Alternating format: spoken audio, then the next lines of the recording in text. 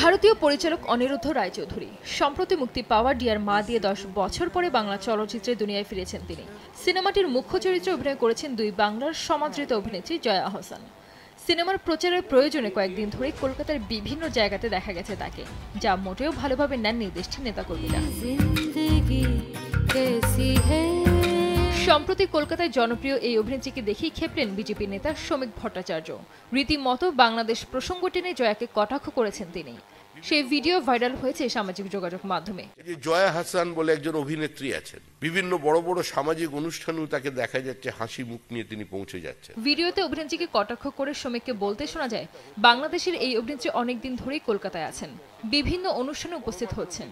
আমি নিজেই তাকে দেখেছি দুটি অনুষ্ঠানে। আমি তো দুদিন দুটো ফাংশনে দেখলাম তিনি সামনে গিয়ে বসেছেন মঞ্চ আলো করে। সাংবাদিকদের এই বিজেপি নেতা বলেন, জয়া আহসান বলে একজন অভিনেত্রী আছেন, একদম সামনে মঞ্চ আলো করে, বড় মাপের অভিনেত্রী, তার জনপ্রিয়তা আছে, গ্রহণযোগ্যতা আছে, কিন্তু একবারও কি বলেছেন বাংলাদেশের সংখ্যালঘুদের সঙ্গে যা হচ্ছে অন্যায় হচ্ছে?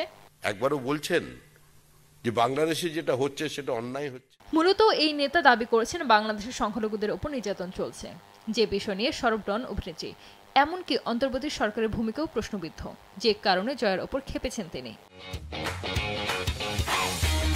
এর আগেও টলিউডে জয়ার উপস্থিতি, জনপ্রিয়তা এবং বিভিন্ন গুরুত্বপূর্ণ চরিত্রে নিয়মিত সুযোগ পাওয়া নিয়ে ক্ষোভ প্রকাশ করেছেন পশ্চিমবঙ্গের শাসক দল তৃণমূল কংগ্রেসের নেত্রী জুই বিশ্বাস।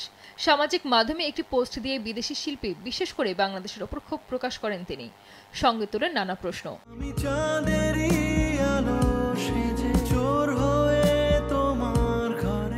জুই বিশ্বাস লিখেছিলেন, আমরা পশ্চিমবঙ্গের বাঙালিরা কি জেগে ঘুমোচ্ছি?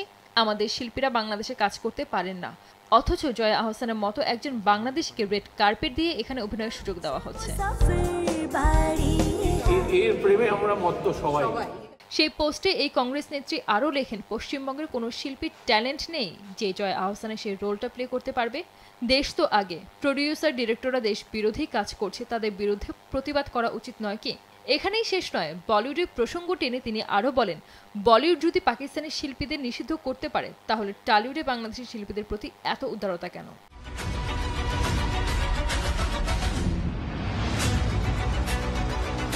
যদিও তাদের মন্তব্যের প্রতিক্রিয়ায় এখনো কিছু বলেনি জয়া, বরং তিনি ব্যস্ত রয়েছেন ডিয়ার মার প্রচারণাতেই।